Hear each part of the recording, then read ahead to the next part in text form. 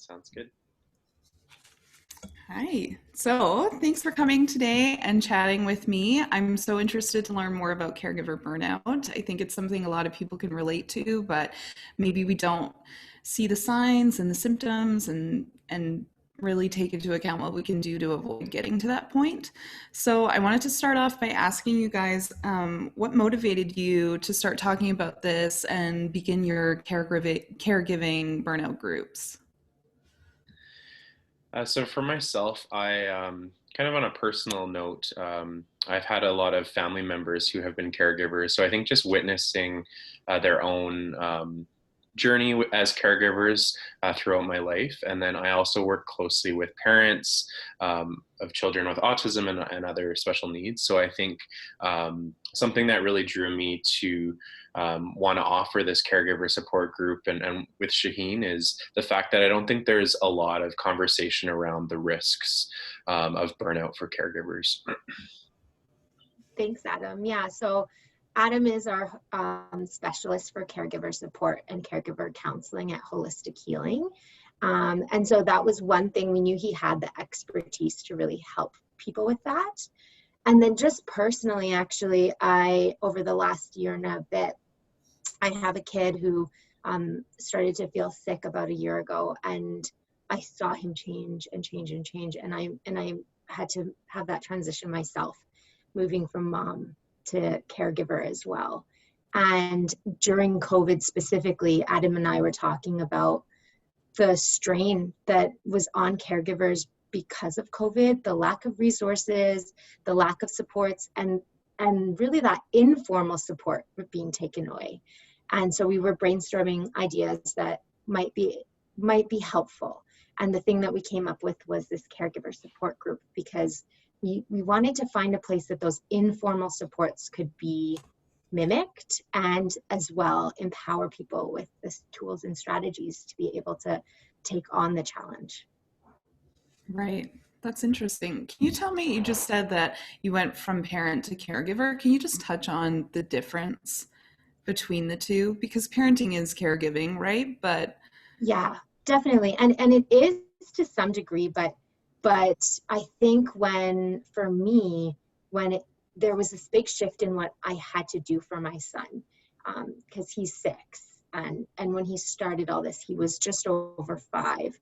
And he went from being able to do certain things or being able to regulate a certain way to just not. And I had to change my expectations, and it became not necessarily about parenting where you teach them according to their age, but caregiving where you care for them, not for their age, but because they can't. And the amount of compassion and empathy that I needed in this caregiving role really superseded my parenting requirements. And the amount of strain it put on me also really exceeded what I found in parenting. It shifted so much. It shifted my relationship with my son and how I looked at that, and my relationship with my husband and how we kind of worked together. We had to transition so much. So yeah, that was it was eye-opening for me, actually. right. That's interesting. Okay, can you talk about how the dynamic changes depending on the relationship of caregiving? Like, for instance, if someone's caring for a child, or if you're perhaps caring for a chronically ill or aging parent, or maybe, your spouse becomes ill and then that dynamic shifts, like you're saying. What are the impacts on that, on those relationships as a result of that? So I think something that's important just to name is that no matter who you're caring for, that relationship dynamic is going to change. And I think the research shows that sort of all relationships will change when you sort of transition to that role of caregiver. There's some research that's come out from Statistics Canada that does show that the highest level of distress experienced by caregivers is those caring for children and also a spouse or partner. So I think it's just interesting to note that those are the highest levels of personal distress that are experienced by caregivers. That being said, if you are caring for an aging parent or any other kind of family member or friend, the research does show that you'll experience psychological distress. So I think one thing to also consider is if you live with that person, right? So sometimes if you're living, if it's an aging parent, there's a little bit of distance from that person. But I think having to navigate sort of living with a spouse or partner who is sick, or with a child who's sick, that can put a lot of strain on your relationships. And I think it's hard to sometimes separate, like Shaheen was saying, sort of parenting versus caregiving,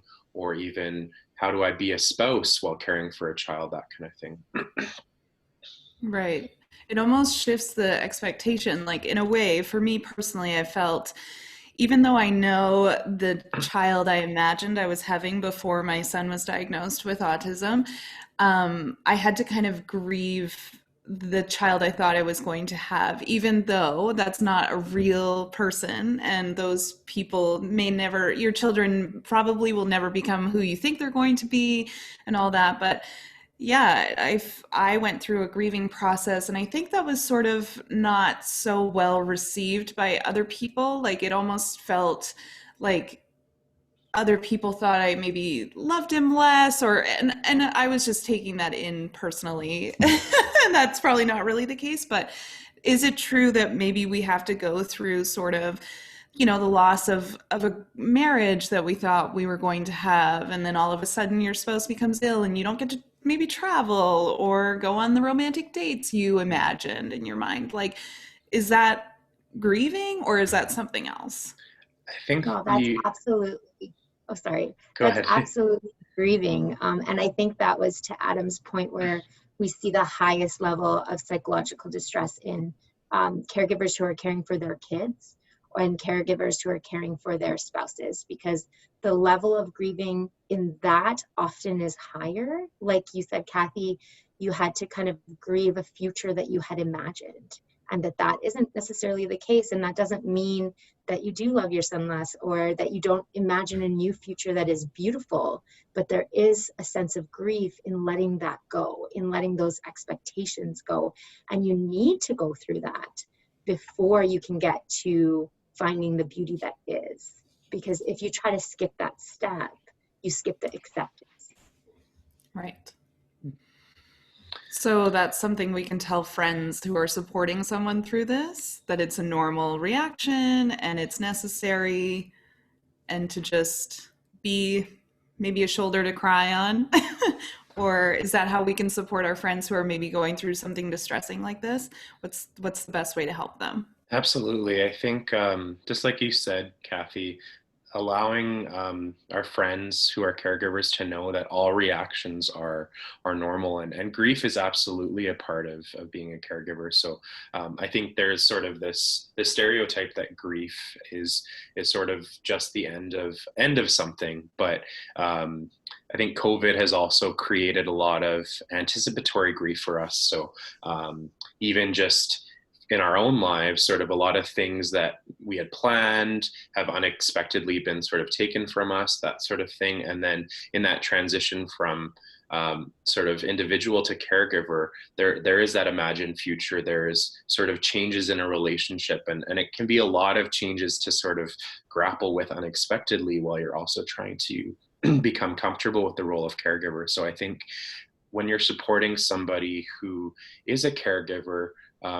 just showing up really, and knowing that, letting them know that whatever they're feeling at any given moment is okay, and normalizing those feelings. And I think that, thank you for sharing your sort of your personal challenges, Kathy, because I think that really also touches on the fact that there is, I think, a little bit of stigma around sort of feeling some guilt, and that might lead to some feelings of guilt for caregivers as well. So and I think one of the ways that we can really tackle that guilt of why do I feel sort of this grief, or why do I maybe feel even some resentment or irritation towards being a caregiver, I think sometimes if we take a step back and we look, that caregivers are also human. So I think by showing up for our friends and letting them know that all reactions are okay, then it really takes some of that stigma away as well. Are there things that we can do for someone who has been past the point of burnout for a long time and maybe they're sort of in a state of maybe depression or they're just overwhelmed by this responsibility? Is there some way that we can help support them? Or do we have to just wait for them to reach out? Or what's a good way to approach a situation like that? So I think definitely making yourself available for that person. And um, one of the best ways to navigate sort of that dynamic is by just asking that person what they need. So sometimes I think um, when you're supporting someone, you can sort of say, here's a bunch of resources or here's a bunch of information. But I think from that person's perspective, that might be overwhelming, or they may be past the point of wanting to reach out. So I think by simply asking, I'm here for you. What can I do to support you? And sort of putting that question out to them, that's sort of an unexpected response, because then it sort of empowers them to really be honest about what they need. So maybe they just need someone to watch their kids for the day. Maybe they do want somebody to talk to. So I think it sort of goes from assuming what they need to just offering and asking what they need, if that makes sense. Good point, Adam. And just to add to that, I think as friends of a caregiver, even if we're caregivers ourselves, if we're noticing that someone has been kind of burned out for a while, I think really understanding what that means can help in terms of the approach. So burnout essentially is just being so overwhelmed that you can't function. And so what's happened there is basically we have two parts of our brain.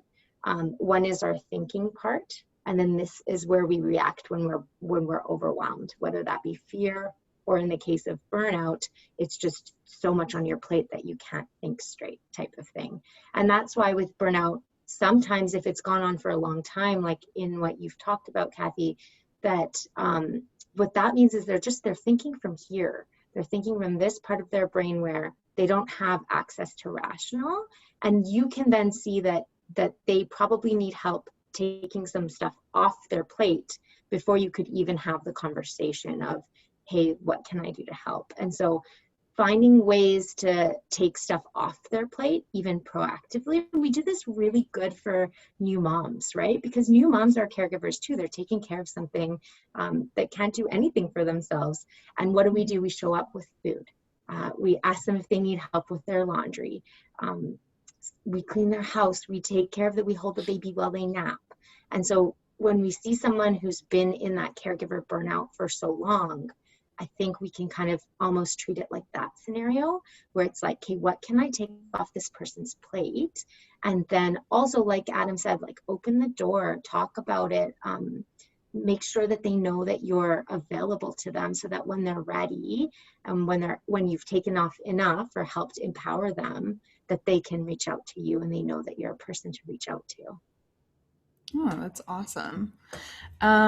So what are some signs that we're headed for burnout before we actually get there? And what can we do to kind of recognize that, take a step back, and avoid hitting a state of burnout? Like, what are some tools people can actively use in their day-to-day life?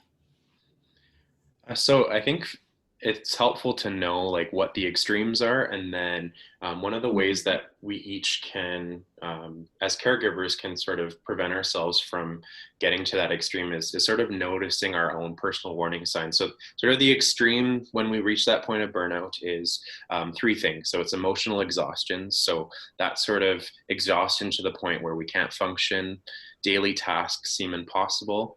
It's also depersonalization. So that's really when there's been a change of attitude towards the person we care for. So we might have a hard time letting go of that resentment, or we might have lost empathy for that person. And then the last one is feeling low levels of personal accomplishment. So what that looks like is no matter what you do as a caregiver, you feel like you're not good enough. You feel that you don't measure up to other caregivers. So that's sort of the extreme. And then I think when we take a step back and really look at our own caregiver experience, we can ask ourselves, do any of these three categories sort of resonate with me? So when we think of emotional exhaustion, things like staying up at night, feeling anxious or overthinking, having a hard time falling asleep, those can all be warning signs that we're headed towards some of that emotional exhaustion.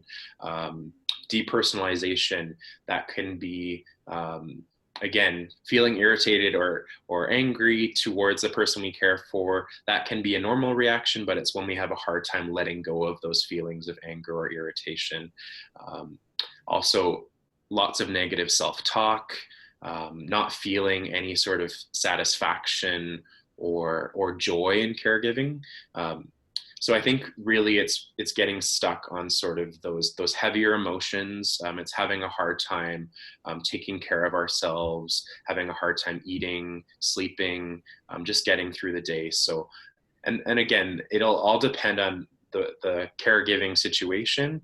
And I think the biggest one is really knowing what are my signs, particularly around that change of attitude piece is, what does sort of a change in my relationship with the person I'm caring for look like? Is it really hard for me to stay connected with this person? Do I not get that same level of joy or satisfaction out of being a caregiver? So, great points, Adam. And I just want to add to that, that knowing yourself is really important, like Adam said. But I think sometimes that's where caregiver counseling can come in. Because I know with my clients, a lot of the time, we'll work on kind of tying what's going on for them to kind of body sensations, because that can sometimes cue people in a little bit faster before even the symptoms. So for example, for me, even in the context of being a caregiver, for me, one of my symptoms is I feel like a heavy kind of thing right here. Like it doesn't even really have words, but there's like this heavy feeling right in the center of my chest. And when that happens, that to me is my first indication that I'm feeling overwhelmed. So I've not hit anywhere near burned out, but I'm feeling overwhelmed. And that means that I need to take in apply my self-care plan. It means that I need to check in with myself, ask myself, what do I need to take care of myself in this moment? What do I need to fill my cup? And so this is something I do with clients all the time, even outside of the context of caregiving. How can we cue into our bodies better? Because constantly we're telling ourselves something, and our lives just get so busy that sometimes we miss it. And then it hits the point where we can't function. But there's so many little cues that if we train ourselves, we will notice. So funny. You guys are striking such a chord with me, because as soon as you said that you feel like a heaviness in your chest, I was like, oh, my shoulders get very tense. And that's like, I get so tense in my neck and my shoulders. That is definitely, I never would have thought about that much before, but it's so true. And then Adam, when you were saying an extreme is, the comparison of not being as good a caretaker as someone else and that kind of thing, it is an extreme. I have definitely felt that in the past. I haven't dealt with anything like that lately, but absolutely. And I can recognize in hindsight that I had definitely a lot of struggles. I definitely reached a point of burnout. It was terrible. I couldn't ask for help. My husband thankfully stepped up, and then we were able to sort of come back, and now we're in a great place. But it's so interesting because I think when you're not fully aware of all those warning signs, you're right, it just snowballs so quickly, and then you're like, how did my life fall apart like this? But you also touched on self-care, and I just wanted to say that self-care is such a buzzword right now, and I think it's a really good marketing ploy, and of course we're just constantly berated with marketing messages. But what are some self-care tips for people that aren't just bubble baths or products or medicating by retail therapy or something like that? absolutely, Kathy. I think you touched on a great point. I think caregivers are, from my experience, counseling caregivers are sort of thrown a lot of different advertisements and targeted with a lot of different sort of product-oriented self-care. A tool that I think I found really helpful working with caregivers actually comes from sort of, it's traditionally was designed for sort of relationships, and it's called love languages. And I think sometimes when we think of our love languages, we think it's only in relation to others. But the really interesting thing is we can actually apply the same love languages that we look to have fulfilled by our partners or our friends even, to ourselves. So the 5 love languages are quality time, physical touch, let me see. I'll see if I Words remember of all that. Words of affirmation. affirmation. Yeah, thanks for that. And then Yeah, receiving gifts, and then acts of service. So the nice thing about sort of knowing our own love languages is that when we are taking care of ourselves, we're really doing it in a personalized and intentional. And I really like those words, because when you sort of think of self-care, a bubble bath might not work for you, or maybe that's not realistic if you're a caregiver. And at the end of the day, you maybe just have 5 minutes to yourself before bed, that kind of thing. Whereas in that 5 minutes, if your love language is words of affirmation, and you write down affirmations or you read a list of affirmations, then that 5 minutes is going to be a lot more meaningful for you than a bubble bath, if that makes sense. So I think really knowing your love languages, and then finding ways to really proactively seek out those love languages, and that self-love is a really helpful tool. Great. Oh, I love the love languages. And if anyone watching doesn't know what those are, you can take a quiz online. If you just Google the 5 love languages, you'll definitely be able to find out yours. I think that's awesome. You guys also mentioned something we had been talking previously about, sustainable advocacy, and I had never heard that term. I don't know what that is. Could you tell me about that? Yeah, for sure. Well, I think a lot of caregivers will know what advocacy is, just because Yes. it's kind of built into your role almost, whether you like it or not. There's going to be times that you need to advocate for the person that you're caring for. But to do it in a sustainable way, and this almost touches kind of on the self-care talk, because like Adam was saying, we need to know our love languages, and self-care is something sometimes we do retroactively, but self-care is also something that we do proactively, where we design our lives in a way that sustains us.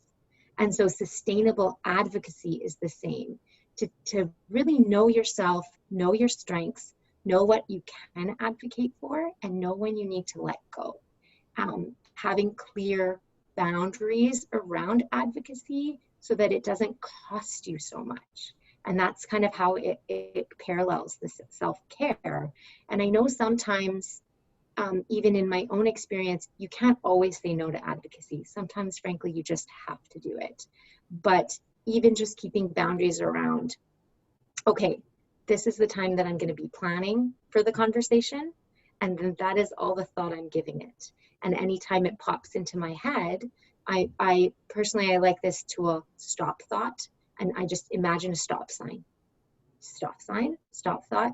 I've spent my time, or my time is coming up tomorrow, and stop sign, and then moving on to something else. And then it comes back, and I have to, sometimes I have like 50 stop signs in an hour, but that's the sustainable part, because if we don't kind of build in these boundaries, our advocacy can be so passionate that it can take over, and now you're needing a lot more self-care. Whereas if we do it proactively, we give it the time that we feel is possible for us, and then to let it go and practice some self-compassion around needing to let some things go.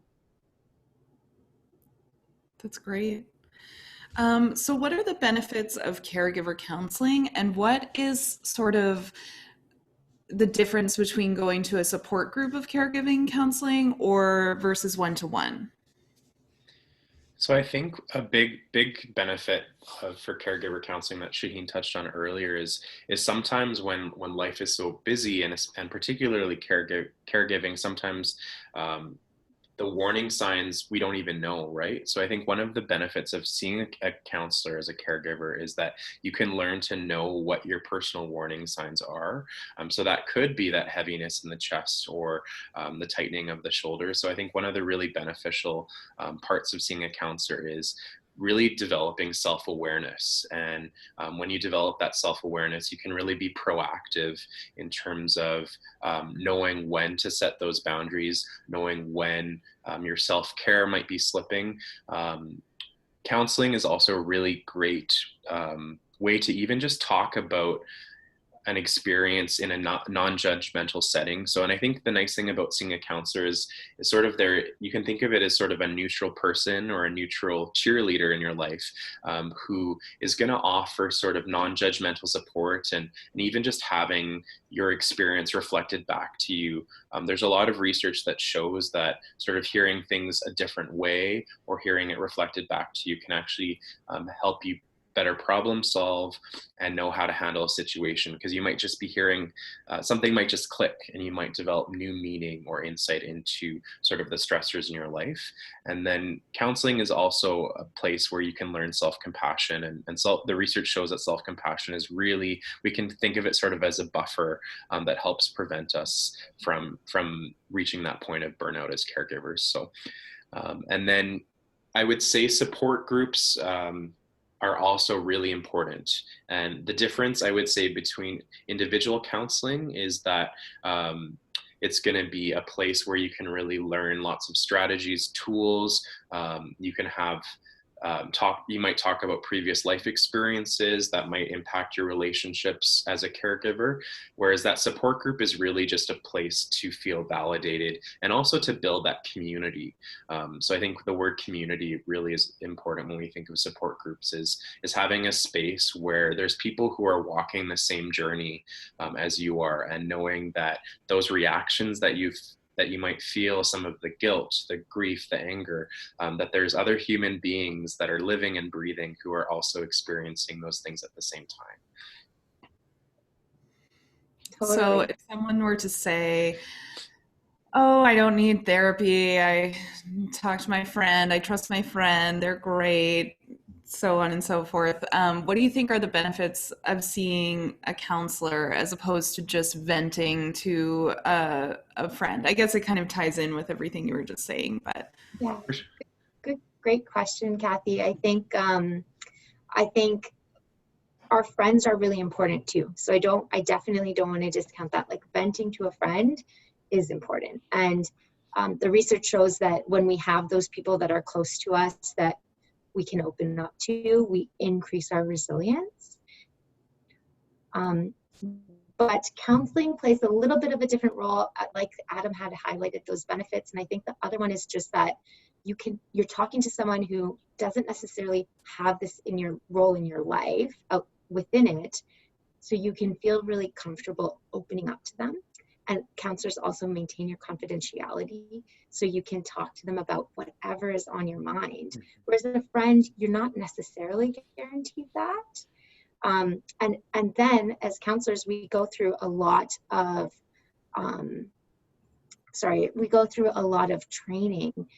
So we know a lot about what works, what tools, what interventions, and that's what we can bring to the table. And then one of my favorite things that I get to see with my clients in therapy is just how, when we go through their triggers and process them, how freeing that can be.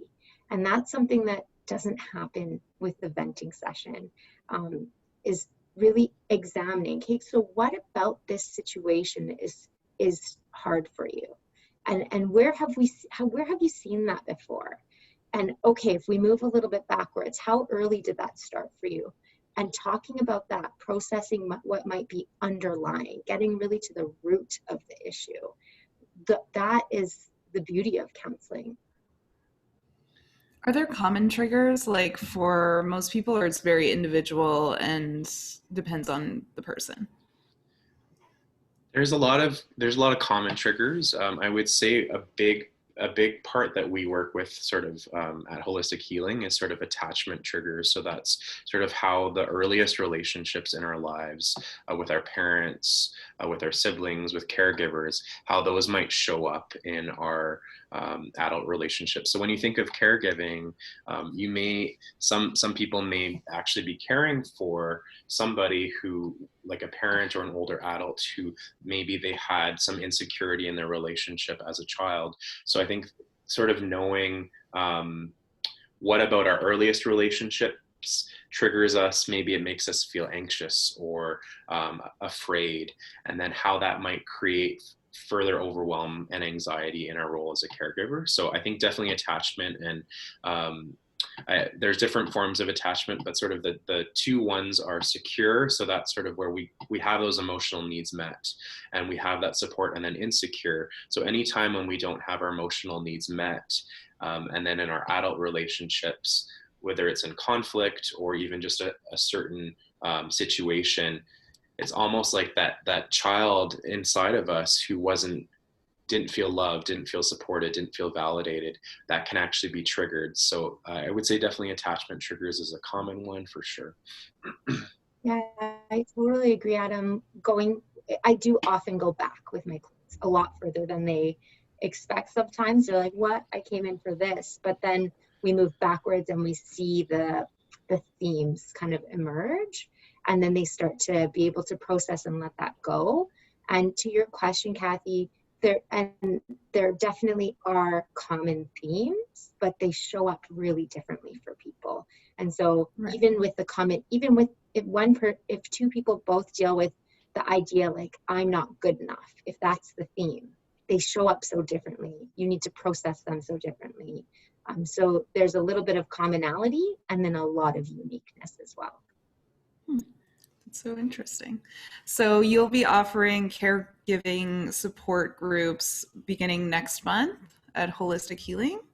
And what does that look like? And who is sort of qualified to join? I'm sure it's open to everyone, but That's a great question, Kathy. So I think one of the things that we really like to sort of put out there is even just naming who is a caregiver. And I think the definition we've sort of come up with is that's really just caring for anyone in need. So that could be caring for an older adult. It could be caring for a child with autism or just long-term disabilities. It could also be caring for a spouse with cancer. It could be caring for a friend or a colleague who is suffering chronic illness. So caregiving is so diverse, and every experience of caregiving is valid. So I think we welcome all caregivers of all types.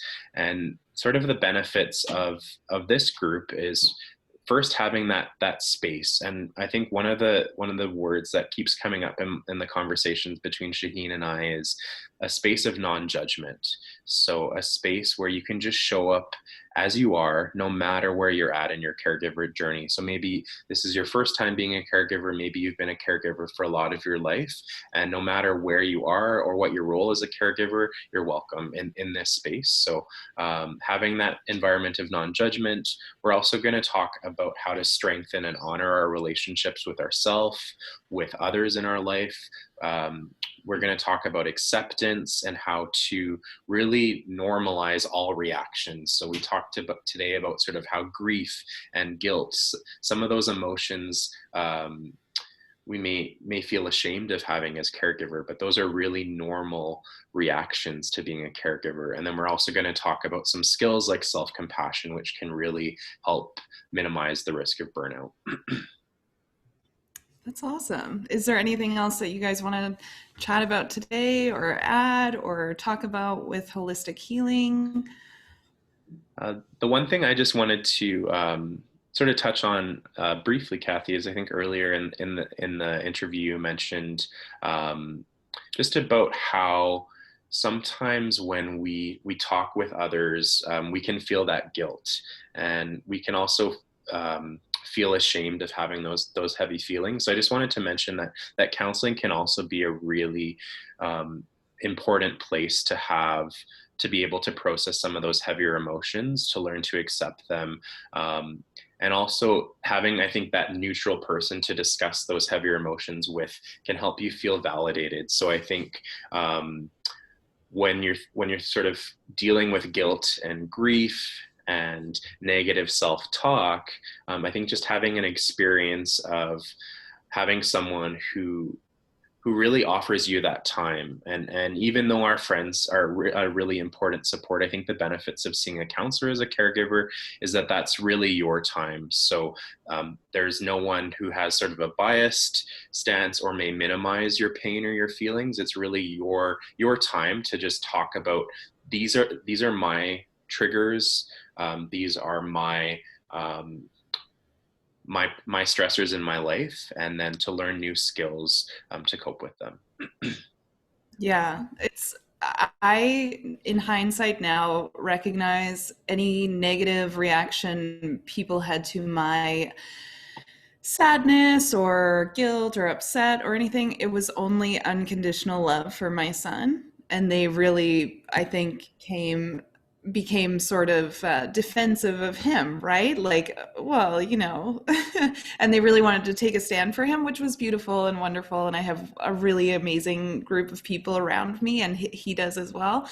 But it's true. It is so nice to go and get that unbiased, non-judgmental person to talk to, just so that you can even process what that means for you and how to move forward in a positive way, and let go of some of that guilt. At least that's my personal experience. If anyone was, considering counseling or on the fence about going, I think that would have at that time been extremely beneficial for me. So I love what you guys are doing. I think it's amazing. I really appreciate you chatting with me today and giving us more insight about this topic. And if anybody wants to learn more about your services, where can they go?